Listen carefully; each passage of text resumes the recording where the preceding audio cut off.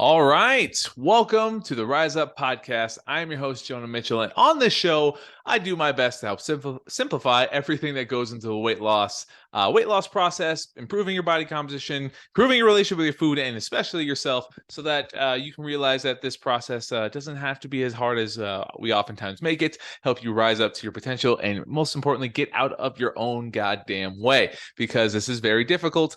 This is very difficult. No, it can be very difficult to explain how things actually work when we go through our life believing certain things about health, fitness, weight loss, whatever it is. And then when, I come along, especially when working for people, I want to make sure that I help connect the dots that really have always been there, but just make it make sense to wherever you're at. So if this is your first time listening, I do cuss, I do apologize, I'm sorry, but it just happens. And, yeah, they like it or you don't. But I do appreciate you being here nonetheless. If you're a longtime listener, current client, former client, thank you so much. I hope I get to even help you, even in a small way, wherever you're at. And yeah, this is quite literally my favorite part of my job, is being able to explain, articulate, and get you to understand all the things that go into this process, especially today's topic. And if you are clicking on this and you're relatively new, that sounds a bit interesting. I know, I bet. And if you're one of my longtime listeners, you know why I titled this episode this way, because I'm going to drop some bombs on you today. Knowledge bombs are going to be super beneficial. That are going to kind of tie into fear mongering of foods, which I despise. But anywho, before I get started, if you're here and you're still listening to me ramble, I really appreciate it if you learned something new today, if I help shift the perspective, if I help make this process even easier, even in a small way. I would really appreciate you if you share it with at least one person, because like I said, I just want to reach as many people as possible. And even if I never actually get to speak with you, I hope I do get the chance to help you. If you share and post the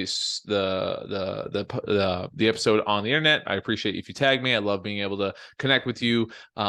And if you enjoy this podcast, you want to see more of my videos on other social platforms, that's all linked in the show notes. All of our free resources are also listed in the show notes in the Transformation Project Facebook group. So without further ado, let's talk about the foods that you need to avoid, the fattening foods that make you unhealthy and gain fat no matter what you do. Oh boy. I was actually wanting to talk about this for a long time, because I had a client question who has struggled for a long time with, staying consistent, understanding what really works for her. And she was quite used to the whole on and off again. And really, when she first started, she wanted to understand the mental side of this, the mindset, because she finally found the connection of why she was kind of having such a hard time so much. And we've been working together for about 3 months now. And she finally is, I mean, it's not just now happening, it's been like slowly coming together for her. And now she's been able to show up much more consistently than she ever has, but more in a way that works for her, because she's addressed the mental stuff. But that's not the point of this episode, not this one, essentially.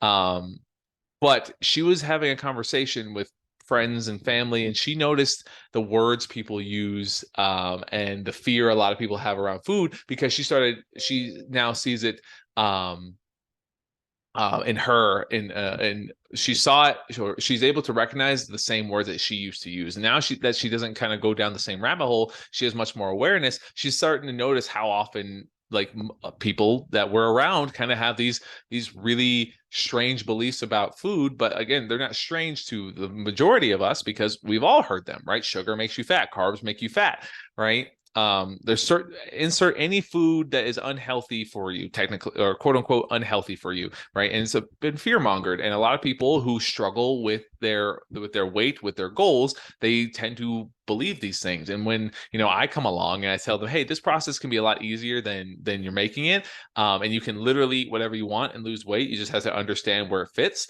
they're always a bit skeptical. They're like, there's no way I can eat birthday cake and hamburgers and French fries and be healthy at the same time. I either have to do everything right all the time, or I have to do none of it, and there's no middle ground. So when I was talking about this with my client, I told her the the reference to the Matrix. Like, I think it's the blue pill or red pill, whichever one that helps wake up Neo, right? It's like, welcome to the reality of the situation. Like, now you're seeing the issues that most people struggle, is that they believe that there's a fattening food that they need to avoid. So let me just give you a little bit of a breath of fresh air. It says there's no food that's inherently going to make you gain fat. All right. I want still stick with me here. I need you to understand this. All right. There's only one way we gain weight. There's only one way we lose weight. Right. And I'm going to exclude water weight, because if you gain 3 pounds overnight, anywhere from 3 to like 12 pounds, because I've seen those crazy fluctuations, I guarantee you it's not body fat, right? And I'm going to give you, really, this episode's about giving you the context to understand the scale, understand how to make progress, and understand that you don't need to be afraid of foods. You just need to understand which foods are going to help you thrive, which foods are going to make it harder to stay consistent. And consistent doesn't mean starving yourself.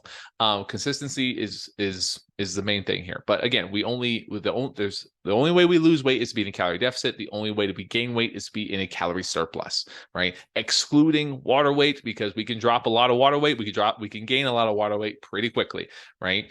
But that really, when we're thinking long-term change, like fat loss and body recomposition, right? Deficit needed to lose weight. Surplus needed to gain weight.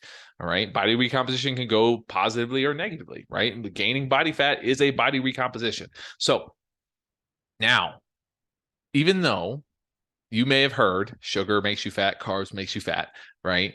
You can eat nothing but sugar and still lose weight.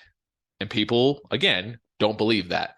But believe me, when the whole process of like calories in versus calories out, it does take precedence over a lot of things. No matter if you're insulin resistant, no matter if you have Hashimoto's or any autoimmune disease, right? Calories matter. They always will, right? The amount that someone needs in order to see results sustainably, right? Sustainably, not drastically, is going to vary from person to person, right? Again, you can eat nothing but sugar and lose weight. And if you don't believe me, look up the Twinkie diet. The Twinkie diet is there to kind of to show this relationship. Again, he didn't stay on the Twinkie diet forever. And just to give you context, a man ate nothing but Twinkies in a calorie deficit and ended up losing weight, kind of disproving the whole sugar. Like sugar is a fattening substance, right? The only thing that causes us to gain fat is if you're eating in a surplus. And there's certain foods that make it easier to eat in a surplus, and there's certain foods that make it difficult, a little bit more difficult to eat in a surplus. But that doesn't mean you can eat. That doesn't mean if you eat nothing but healthy foods that you can't gain weight, you can't gain body fat, right? If you eat healthy food in abundance, right, way more than your body needs, it will gain weight. It will gain body fat. It doesn't matter, right?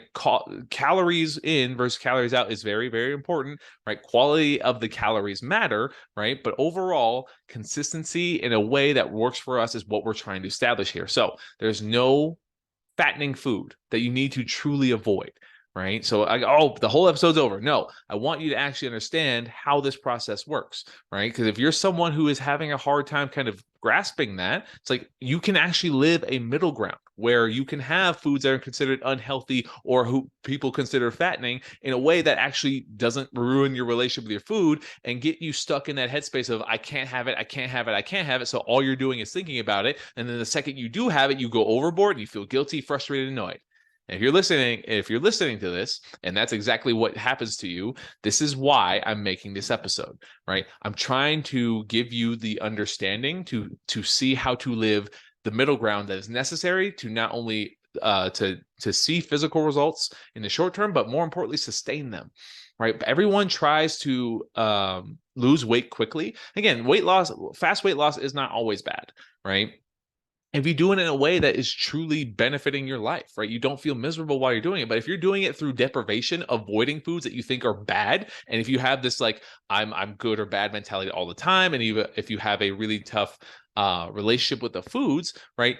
No matter what you do, there's eventually you're going to find a way to rebel, right? And this is kind of the concept I was giving to one of my other clients. There's usually a like angsty preteen version of us in our brain that wants to always fulfill an indulgence without even thinking about it, right? And that's what we kind of get stuck behind in this process. We know what we should be doing, we know better, but when we do things that generally make us feel guilty or annoyed or frustrated, right? Oftentimes we didn't even think about it; it just happened, right? The food was conveniently there, right? So this is what, and then we kind of go overboard and we feel like we don't have control, and this is where we get that good and bad mentality. And then it's I'm addicted to certain foods, and of all these things that we get stuck in because we're not aware of what we actually need, and we get stuck in these ruts, and we get stuck in these easily marketable campaigns from social media, from the television, from anything out there that says blame this one thing.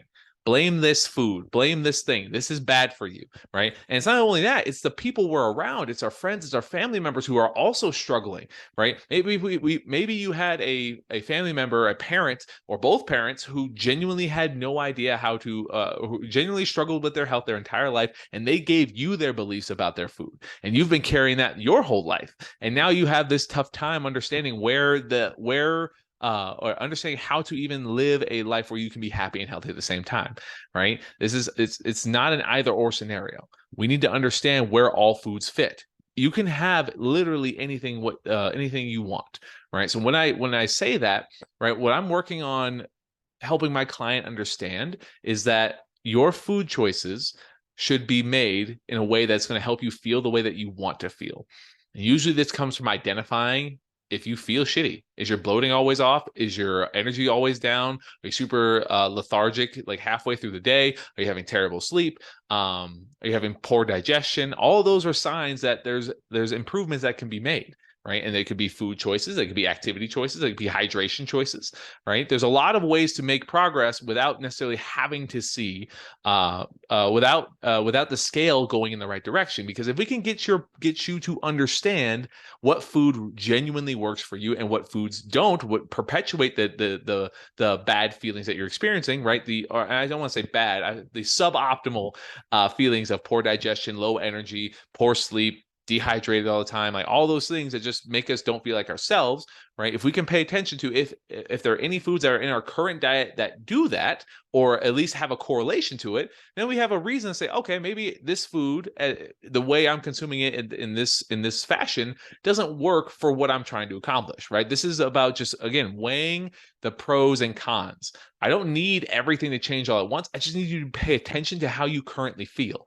right? And usually when people like sign up for coaching, it's always like they're tired of feeling that way, and they're actually ready to make a change. And this is where I come along and make sure that they don't do all the miserable shit that they're used to doing, because that's what will perpetuate the emotions of on or off. I have to change everything all at once, right? No, first we just need to understand that, okay, I don't feel great. What could be causing it, right? And now we're going to start paying attention to how food actually reacts to you and understand where it fits for you, so that we can, when we understand where it fits for you, then we can rewire or unlearn certain things that we've grown up with or believed about food that has plagued us without really being aware of it, right? So when we say, so as we're doing this, we identify certain foods, and for not like this is not everybody's going to be different, right? Some people are going to be gluten intolerant, some people are going to be dairy intolerant, some people are going to be allergic to eggs. I mean, whatever it is. I mean, actually, you know what? Here's what the foods you should avoid. Let me kind of pause for a second. The foods you actually should avoid when it comes to improving your health are the foods you're intolerant to or allergic to, or the foods that you don't like. How about that? Like, if you don't like something, don't force yourself to eat it. I know there's a lot of people out there that say, "Oh, I don't like vegetables, so I'm not going to eat it." It's like, okay, all right, I get that. I get that. But don't hear what I'm not saying. Like, vegetables are going to help you improve your digestion, right? There's ways to make vegetables taste good, I promise you, right? But anyway, those are the things that you should actually only avoid. I should have started that earlier. But hey, I got you to listen this far, so you're stuck with me now, hopefully. But yes, after we pay attention and we're starting to catch our beliefs about food, and really seeing that, oh, there's much more that going on here. There's much more ways to make progress that could help you feel better now, and that will maybe not lead to the immediate change of changing everything, of cutting out carbs, of running every single day, right? But again, if you've done that in the past, right, and it didn't last, it didn't technically work, right? Whatever results you did create didn't work for the way that you wanted to live your life. And that's another way I want you to be thinking, right? Because instead of avoiding foods, we need to avoid the things that make it hard to live our life. And this comes from understanding, how do we feel now? Is it how we want to feel moving forward? And if not, that's the changes we make, right? So the foods, the quote unquote healthy foods that are going to help you feel better from the inside out, right? And the only difference between healthy and unhealthy is nutrient density, right? There's nutrient dense foods and there's nutrient devoid foods, right? And the difference is, does the calories have additional vitamins, minerals, amino acids, and fiber, right? That's what the quote unquote healthy foods do have. They're not empty calories, and empty calories are just simply calories, just energy. There's very little vitamins and minerals inside of them, right? There is a place for all of these foods, right? There is a place. But if our diet is predominantly very snacky, very nutrient devoid foods, right? Well, there's a reason that we're probably feeling pretty run down and lethargic, and we don't fit in our clothes the way that we'd like to, because our body doesn't have the necessary building blocks, right? But again, if we don't know this, if we're not aware and we just grow up with food beliefs, like for me, I did not grow up in a house where we had very many home cooked meals, right? We would eat breakfast, lunch, and dinner, but a lot of times they were either frozen meals, or we would just kind of fend for ourselves. There was lots of cereals, lots of Pop-Tarts, lots of candy, and all the glorious snacking foods, right? Well, I didn't know anything about food. Food was just, hey, if you're hungry, you eat something that tastes good. That was my belief for the vast majority of my life, right? And again, until I was aware, right, it took me a long time to figure out what feeling good actually felt like, because I carried that all the way through my football career, my into my adult life, right? Not until after I was done with sports and I was having a hard time with my health that I actually start to look at things a little bit differently. Like, I failed so much, I was like, maybe there's a reason why, right? And when I started looking inward and started trying to understand, well, I guess I didn't truly look inward until I crashed and burned, but that's another story for another day. But I started trying to understand the mechanics of things. I started with the fitness side before I started with the nutrition side. But again, when I started connecting the dots with nutrition, it started to make sense of like, oh, our body is made up of what we eat, and what we eat, we absorb what we eat. And if there's more nutrients inside of that, we're giving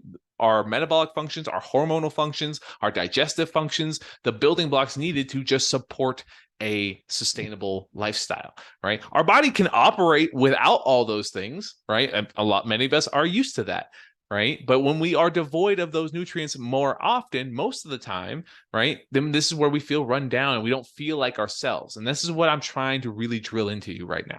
All right. This is what we need to identify when we're trying to break free from food fear and all those things. We don't need to cut out the quote unquote bad foods. We don't need to.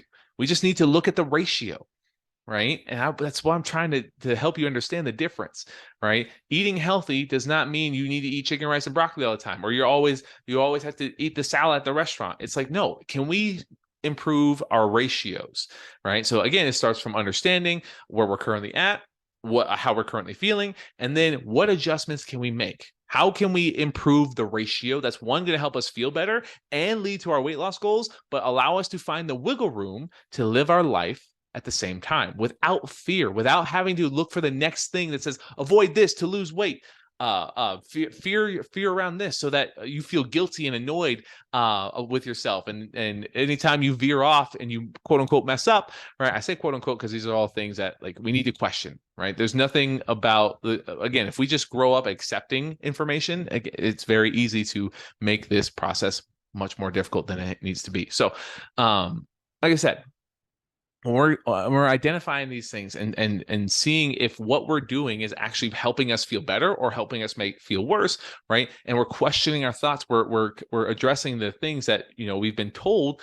It makes it easier to find one or two things at a time that are going to help us feel better, that don't require us to change everything about our day to day, and feel better almost immediately, right? If you go from drinking about 1 or 2 water bottles a day, and you go to like say when I say water bottle, I'm saying like a standard like 16-ounce water bottle, right? Like just a typical one that you get from the pack, right? You get that's about all the water you get, right? If you go from that to start averaging between a half, like about 64 to 80 ounces of water, like the energy you're going to feel, the improved digestion you're going to feel, and the yeah, you'll be going to the restroom more often, but the focus and clarity that you will have, you will be flabbergasted, because water is not just water. Water is lubricant for our joints. It helps us be more durable. It distributes more nutrients throughout our body. So this is where we feel more connected to muscle tissues, and our body feels much more supported. And the nutrients that we are getting get to the places that they need to go. And then our brain starts to function at a higher level, because if we're just like 10% dehydrated or 10% less hydrated than we currently than our typical normal, right? Brain function slows down by, I believe, and I got this from the Eat Smarter book by Sean Model, and I may be butchering it, but just 10% less hydrated than we're currently intaking, right? This is not optimal hydration, but brain function slows down by like 20 to 40%. And again, I could be butchering that, but I do know that there is a direct correlation to clarity and mental focus. And I haven't looked at the study in a while, but I will clear that up. Or if I'm wrong, if someone knows the actual study, correct me. But still, the point stands is that if you drink more water, you're going to feel better almost immediately, right? If you limit the foods that make you feel like crap, right? Limit, I did not say eliminate, right? And you can find the foods that help improve your digestion. Usually these are well-cooked vegetables. These are fruits. These are simple or complex. These are complex carbohydrates, right? Carbs that come from the ground.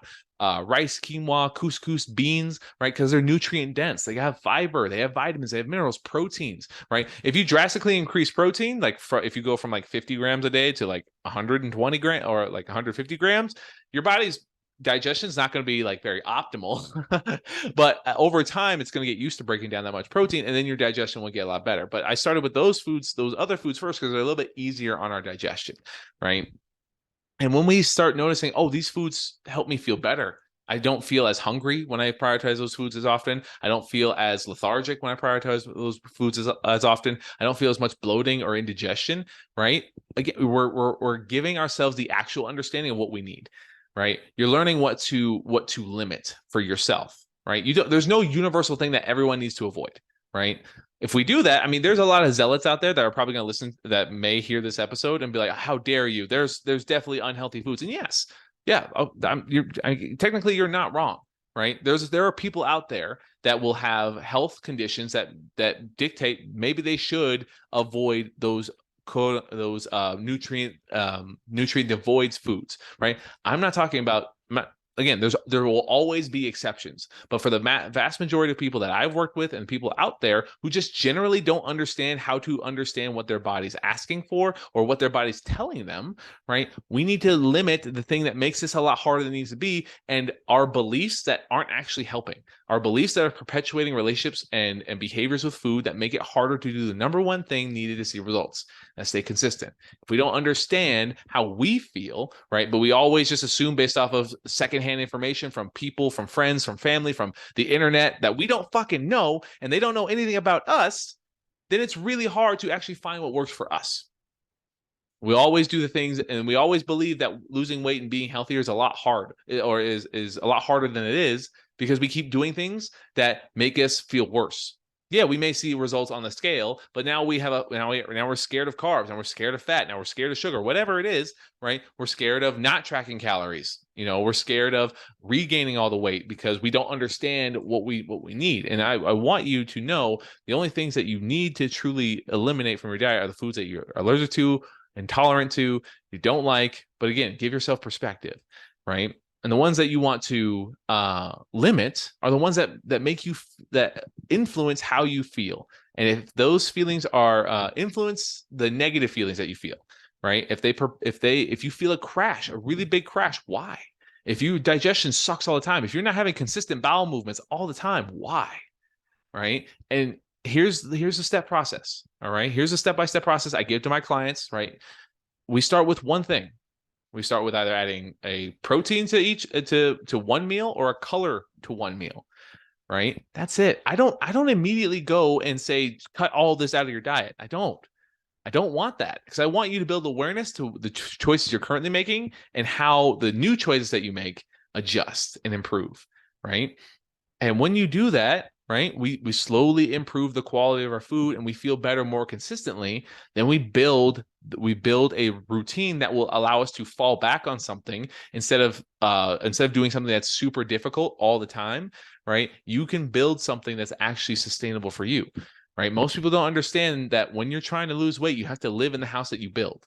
And if you build a house off of a restriction, off of eliminating whole food groups, off of doing incredibly difficult workout routines, multiple times or multiple times a day, 4 to 7 days a week, that are just truly unsustainable, right? You have to live in that house. That's how you have to keep the results.